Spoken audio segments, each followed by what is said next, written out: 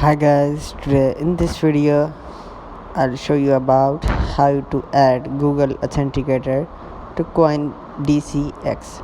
So yeah guys, let's just start video. So today in this video I will show you some steps and instruction about this card.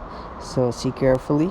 First off, how you can do it, you can log in using the button on the top right corner at hand side of the home screen, or directly at the link of your DCX Coinbase.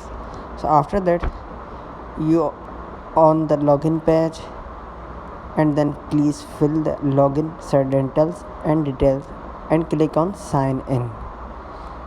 After signing, what you can do, enter the 6-digit password which you have received in your device display on your Google Authenticator app on your mobile device. So yeah guys, this is how you can do it. That's it. See you in the next video. Bye.